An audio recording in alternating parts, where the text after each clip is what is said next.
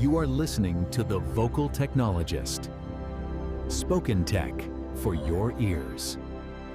Welcome to Vocal Technologists. It's Web3 Wednesdays, and today we are jumping into the world of InfoSec. Some pretty eye-opening stuff you've brought today. Yeah, definitely. Our goal here is really to cut through all the noise and give you the crucial insights. I mean, we're starting with something huge, 250 million identities exposed, just like that. Exactly. And we'll look at how these, massive breaches, often from really simple slip-ups like misconfigurations, tie into, the human side of things. Okay. Then we'll pivot to how attackers are getting creative, weaponizing Web3 tech, even the blockchain itself. And finally, how the regulators are hitting back. Big penalties. It's a whole privacy battleground unfolding. 250 million, let's just let that sink in. 252 million identity records. We're talking Turkey, Egypt, Saudi Arabia, UAE, Mexico, South Africa, Canada, 7 countries. Wow. And it wasn't some, super sophisticated attack, just misconfigured servers left open. Exposed government-level profiles, ID numbers, birthdays, contacts, home addresses.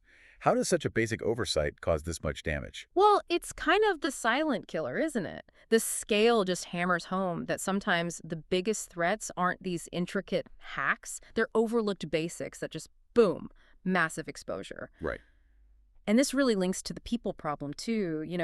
Companies can mandate password managers, and usage jumps up like 2.4 times higher. That's significant. It is, but you still have, around 35% of users who are just reluctant. They don't want to use them.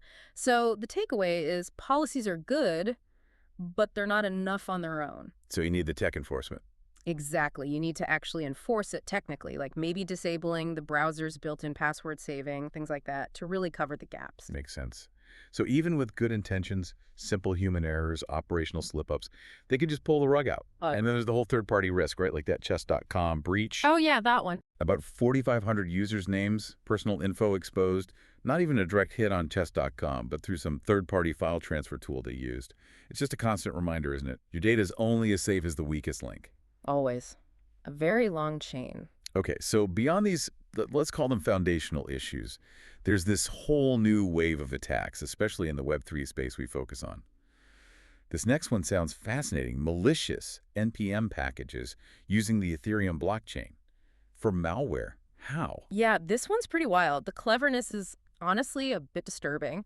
Attackers cook up these fake GitHub repos and fake NPM packages. Which developers use all the time, right? These code modules. Exactly. Prime target for supply chain attacks. But here's the twist. Instead of putting the malware in the package, they store the download URLs for the malware inside Ethereum smart contracts. On the blockchain itself. Yep, on the blockchain. These contracts are immutable, self-executing, so those malicious URLs become incredibly persistent, super hard to trace, super hard to take down. And they were smart about targeting, too, went after crypto developers, offering fake trading bots. They even faked thousands of code commits to make the repositories look legit. That's quite an evasion tactic, Yeah. using the transparency of the blockchain to actually hide things. Crazy. And it's not just Web3 getting hit with clever stuff, is it? There was another attack vector targeting popular apps built on Electron. Right, yeah, things like Signal, 1Password, Slack apps many of us use daily. So what happened there? Attackers figured out how to sneak backdoors into these things called V8 heap snapshot files.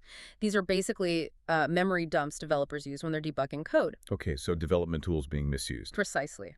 Attackers realized they could use these files like hidden compartments for malware.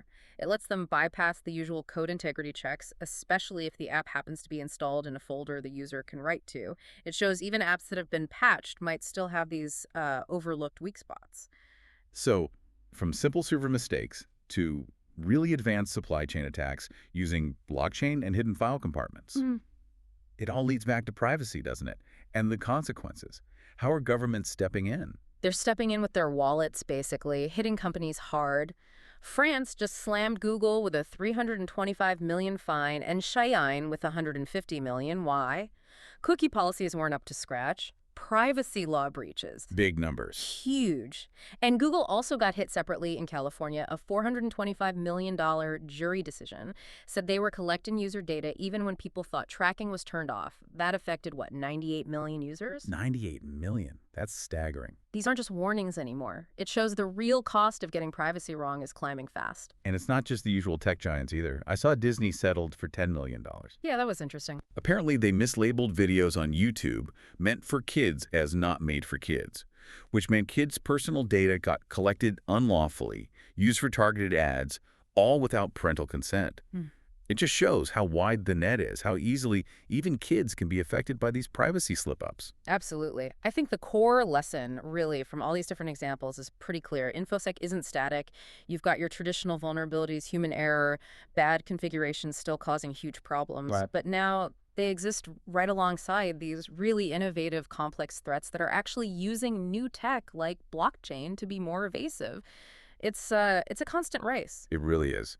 So thinking about all this, with tech evolving so fast and privacy becoming such a critical issue, maybe the critical issue, how do we strike that balance? Innovation versus solid security.